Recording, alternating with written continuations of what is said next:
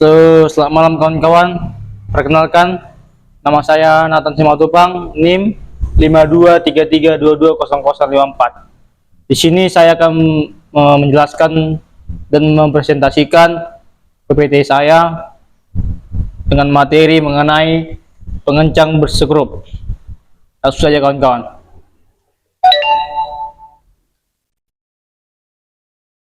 Pendahuluan. Sekrup dimulai pada zaman kuno, ketika peradaban Mesir kuno menggunakan mekanisme sekrup untuk mengangkat air dari sungai ke lahan pertanian mereka. Namun, bentuk modern sekrup seperti yang kita kenal sekarang ini dikembangkan pada abad ke-15 di Eropa. Sekrup modern pertama kali digunakan secara luas dalam pembuatan mesin cetak oleh Johannes Gutenberg pada abad ke-15. Kemudian, pada abad ke-18, sekrup mendapat perhatian lebih lanjut dari para ilmuwan dan insinyur, termasuk penemuan sekrup berulir persegi oleh Henry Moseley pada tahun 1800-an yang menjadi dasar bagi desain sekrup modern. Selama revolusi industri, penggunaan sekrup semakin meluas dalam berbagai aplikasi, dari konstruksi hingga produksi massal mesin. Pada abad ke-20, teknologi pembuatan sekrup semakin berkembang dengan pengenalan bahan-bahan baru dan teknik pembuatan yang lebih presisi. Hingga saat ini, sekrup tetap menjadi salah satu komponen penting dalam berbagai industri, dari otomotif hingga manufaktur, konstruksi, dan teknologi. Inovasi terus-menerus dilakukan untuk meningkatkan kinerja, kekuatan, dan efisiensi sekrup dalam berbagai aplikasi modern. Tata nama ulir sekrup. Tata nama ulir sekrup mengikuti konvensi umum yang terdiri dari dua bagian utama, yaitu diameter dan kehalusan ulir. Misalnya, untuk sekrup dengan tata nama M6X1 3x10, M6 menunjukkan diameter sekrup dalam satuan milimeter, sedangkan 1.0 mengindikasikan kehalusan ulir yang merupakan jumlah kumparan ulir per milimeter panjangnya. Tata nama lainnya seperti 1/4 dikurang 20 UNC mengikuti sistem yang mirip 1/4, mengacu pada diameter sekrup dalam satuan inci, sementara 20 menunjukkan jumlah kumparan ulir per inci. Selain itu, tata nama mungkin juga mencakup informasi tambahan seperti panjang sekrup, tipe kepala, dan bahan pembuatannya. Bentuk benang. Bentuk benang pengencangan bersekrup dapat bervariasi, sehingga tergantung pada aplikasi dan jenis sekrupnya. Beberapa bentuk benang yang umum digunakan meliputi: yang pertama yaitu ada ulir standar. Ulir standar ini adalah bentuk ulir yang paling umum dengan kumparan ulir berbentuk segitiga yang memiliki sudut puncak sekitar 60 derajat. Bentuk ini memberikan keseimbangan antara kekuatan dan kemudahan pemasangan. Yang kedua adalah ulir kasar atau coarse thread. Biasanya digunakan untuk aplikasi di mana kecepatan pemasangan lebih penting daripada kekuatan penahanan. Kumparan ulirnya lebih besar dan lebih dalam dibandingkan dengan ulir halus, memungkinkan pemasangan yang lebih cepat. Yang ketiga adalah ulir halus atau fine thread. Digunakan dalam situasi di mana kekuatan penahanan lebih penting daripada kecepatan pemasangan. Kumparan ulirnya lebih kecil dan lebih dangkal dibandingkan dengan ulir kasar, memberikan daya rekat yang lebih kuat. Yang keempat, ulir gigi atau self-tapping. Bentuk ini memiliki ujung yang dirancang untuk mengebor lubang pada bahan yang lebih lunak seperti plastik atau kayu saat sekrup dimasukkan. Ini menghilangkan kebutuhan akan pengeboran lubang terpisah sebelum pemasangan. Yang kelima, ulir ganda atau double thread. Digunakan dalam aplikasi di mana kecepatan pemasangan dan kekuatan penahanan sangat penting. Memiliki dua kumparan ulir yang berjalan sepanjang sekrup, meningkatkan efisiensi pemasangan dan kekuatan penahanan. Setiap bentuk benang memiliki kelebihan dan kekurangannya sendiri, dan pemilihan yang tepat tergantung pada kondisi aplikasi dan persyaratan khusus proyek tersebut. Kemudian ada sari benang. Seri benang pengencang bersekrup mengacu pada standar atau spesifikasi tertentu yang mengatur dimensi, bentuk, dan karakteristik sekrup. Berikut beberapa seri benang pengencang sekrup yang umum digunakan. Yang pertama ada seri metric, yang kedua ada seri Unifit, yang ketiga ada seri British Standard Whitworth atau BSW, yang keempat seri American National Pipe Thread atau NPT, Yang kelima ada seri United National atau UN. Penunjukan benang. Penunjukan benang pengencang bersekrup dapat dilakukan dengan berbagai cara, tergantung pada standar yang digunakan dan jenis sekrupnya. Beberapa cara umum untuk menunjukkan benang sekrup adalah yang pertama adalah ukuran dalam satuan. Ukuran dalam satuan menunjukkan ukuran diameter dan kehalusan ulir. Misalnya, tanda kutip M6X1.0 untuk sekrup metrik dengan diameter 6 mm dan kehalusan ulir 1.0 atau 1/4 kurang 20 UNC untuk sekrup dengan diameter 1/4 inci dan 20 kumparan ulir per inci. Yang kedua, seri atau standar menggunakan seri benang tertentu seperti ISO, DIN, ANSI, atau BSW untuk menunjukkan dimensi dan karakteristik sekrup. Yang ketiga, tanda-tanda khusus. Beberapa sekrup memiliki tanda-tanda khusus pada kepala atau badannya yang menunjukkan informasi tentang dimensi, bahan, atau spesifikasi lainnya. Yang keempat, kode warna. Dalam beberapa kasus, sekrup dapat ditandai dengan kode warna untuk membedakan ukuran atau jenisnya.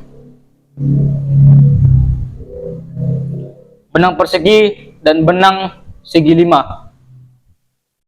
Benang persegi atau square thread. Benang persegi square thread memiliki kumparan ulir dengan profil persegi sehingga menghasilkan kontak yang lebih luas antara ulir dan permukaan sekrup. Keuntungan utamanya adalah kekuatan penahanan yang tinggi, membuatnya cocok untuk aplikasi di mana kekuatan penahanan sangat penting, seperti pada pengencang mesin atau alat berat. Namun, proses pembuatannya lebih sulit dan memakan waktu dibandingkan dengan benang segi 5. Benang segi 5 atau Acme thread. Benang segi 5 memiliki kumparan ulir dengan profil segi 5 yang lebih landai dibandingkan dengan benang persegi.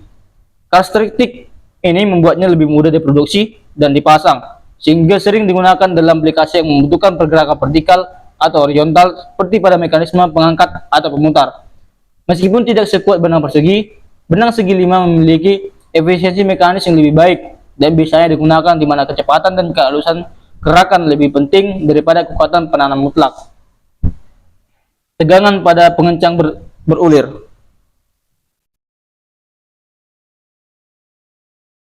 Tegangan pada pengencang berulir seperti sekrup atau baut adalah gaya yang diberikan pada pengencang tersebut ketika dibelokkan atau diseret oleh beban yang diterapkan. Tegangan ini terjadi karena ulir pada sekrup atau baut menghasilkan gaya gesekan yang memungkinkannya menahan atau menahan beban yang diterapkan. Tegangan pada pengencang berulir dipengaruhi oleh beberapa faktor. Yang pertama adalah beban yang diterapkan. Yang kedua, karakteristik ulir. Yang ketiga, ketegangan preload. Yang keempat, material dan kekuatan pengencang. Dan yang terakhir, kondisi lingkungan. Baut dengan kekuatan seragam. Baut dengan kekuatan seragam atau sering disebut baut pengencang bersekrup dengan kekuatan seragam adalah baut yang dirancang untuk memberikan tegangan atau gaya pengencangan yang konsisten di sepanjang panjangnya saat dikenakan beban. Ini berarti bahwa setiap bagian dari baut tersebut mengalami tegangan yang sama sehingga mencegah terjadinya titik lemah yang bisa menyebabkan kegagalan struktural.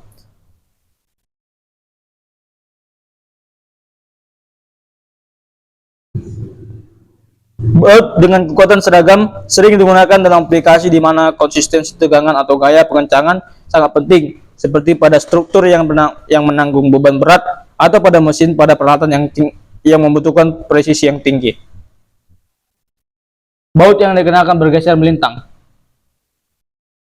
Baut yang mengalami geser melintang pada pengencang bersekrup mengacu pada fenomena di mana baut tidak hanya menahan tegangan aksial atau sepanjang sumbu panjangnya, tetapi juga mengalami beban geser atau gaya geser pada permukaan kontaknya. Geser melintang dapat terjadi ketika ada gaya lateral yang ditetapkan pada pengencang, menyebabkan baut bergerak atau bergeser secara lateral di antara permukaan kontaknya. Ini bisa disebabkan oleh sejumlah faktor.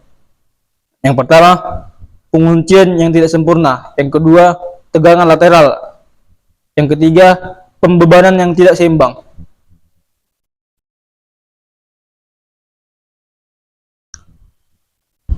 Baut di bawah pembebanan eksentrik. Baut di bawah pembenahan eksentrik pada pengencang bersekrup mengacu pada situasi di mana beban yang diterapkan pada pengencang tidak sejajar dengan sumbu sepanjang atau pusat gravitasi baut. Ini menyebabkan baut mengalami momen lentur atau momen torsi yang tidak seimbang. Dampak dari pembebanan eksentrik pada pengencang bersekrup dapat mencakup yang pertama, stress concentration. Pada titik-titik kontak antara baut dan material yang tetapkan beban, stres konsentrat dapat terjadi karena momen torsi tidak merata. Yang kedua, bending of shear. Bending of shear, baut dapat mengalami lendutan atau geser akibat momen torsi eksentrik yang dapat mengurangi kekuatan atau keandalan pengencang. Yang ketiga, deformation. Material yang diberi beban eksentrik dapat mengalami deformasi atau penyimpangan yang tidak diinginkan, yang dapat mempengaruhi kinerja struktural secara keseluruhan. Desain coupler atau geser putar. Desain coupler pada pengencang bersekrup mengacu pada penggunaan sebuah komponen tambahan yang disebut coupler untuk menghubungkan dua sekrup atau baut bersama-sama. Coupler berfungsi sebagai penghubung yang kuat dan stabil antara dua bagian sekrup atau baut yang berbeda atau memiliki panjang yang lebih dari panjang sekrup tunggal. Beberapa prinsip desain untuk coupler pada pengencang bersekrup meliputi yang pertama, kekuatan dan kekakuan. Coupler harus dirancang untuk memberikan kekuatan dan kekakuan yang cukup agar sekrup yang terhubung tetap dalam posisi yang diinginkan dan mampu menahan beban yang diberikan. Yang kedua, kompatibilitas. Coupler harus dirancang agar sesuai dengan ukuran dan jenis sekrup atau baut yang akan digunakan, serta memperhitungkan karakteristik ulir dan geometri sekrup. Yang ketiga, kemudahan pemasangan. Desain coupler harus memperhitungkan kemudahan pemasangan. Yang keempat, presisi. Yang kelima, kekuatan material. Yang keenam, faktor keamanan.